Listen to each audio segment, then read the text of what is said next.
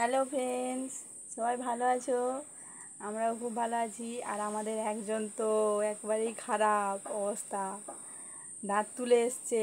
আজকে কোনো তোমাদেরকে নাচের ভিডিও দেখাতে পারছে না। ও দাঁত তুলে এসছে, দেখো না, খালি গায়ে চুপচাপ বসে আছে আমার কাছে, কোনো কথা নেই, বাচ্চা নেই।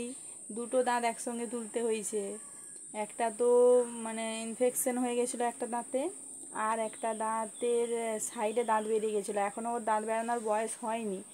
ওর 8 বছরে 8.5 মানে দাঁত বেরানোর কথা, 8 মাসে দাঁত বেরিয়েছিল। তো এখনও দাঁত বেরানোর সময় হয়নি, তাও ওর দাঁত সাইডে বেরিয়ে গেছে, অনেকটাই বেরিয়ে গেছে, বড় হয়ে গেছে দাঁতটা।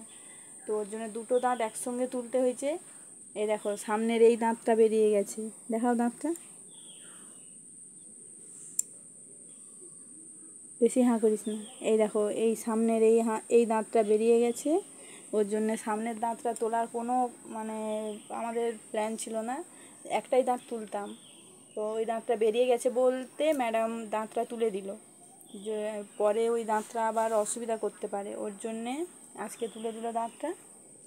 আর যে দাঁতটা ইনফেকশন হয়ে গেছিলো ওটা অনেক বড় দাঁত ছিল। তো দেখো, যে দাঁতটাতে ইনফেকশন হয়ে গেছিলো সেইটা হচ্ছে এই দাঁতটা, দেখো কত বড় দাঁত, তুলতে গিয়ে ওর খুব কষ্ট হয়েছিল। আর এইটা দেখো, ওর সেই সামনের যে দাঁতটা বেরিয়ে গেছে, সেই দাঁতটা মানে যে দাঁতটা তুলে দিয়েছে সাইডে বেরিয়ে গেছিলো, সেই দাঁতটা দেখো যেন ইঁদুরের মতো এইটুকু দাঁত। এখন ওর বড় বড় দাঁত বেরোবে। আগে ওই বড় দাঁতটা তুলতে এতটা পরিমাণে কষ্ট হয়েছিল, ম্যাডাম তো খুব টেনে টেনে তুলছে, মানে ওই দাঁতটা অনেকটাই ভেতর পর্যন্ত ছিল, ওর জন্য ইনফেকশানটা মানে একটু ছড়িয়ে গেছিলো, পুজ টুজ হয়ে গেছিলো।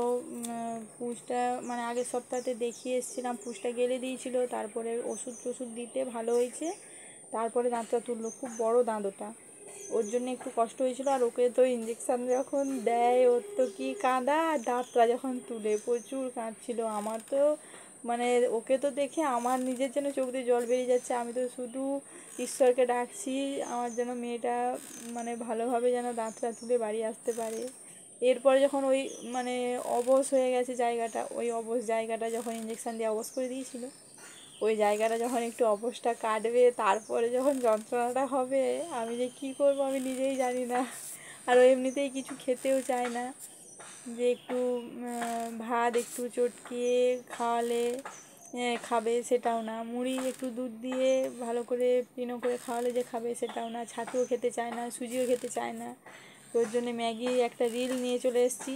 তো ম্যাগিটা একটু আজকের দিনটা আপাতত ভালো করে সেদ্ধ করে টোরে খাওয়াতে হবে। আর আইসক্রিম নিয়ে এসেছি, দই, এইগুলোই একটু খেয়ে খেয়ে থাকবে।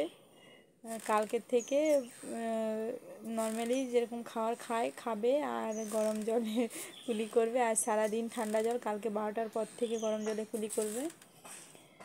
তো সবাই আমার মেয়েকে মানে আশীর্বাদ করো যেন ওর দাঁতটা খুব তাড়াতাড়ি ভালো হয়ে যায়, ঈশ্বরের কাছে প্রার্থনা করো।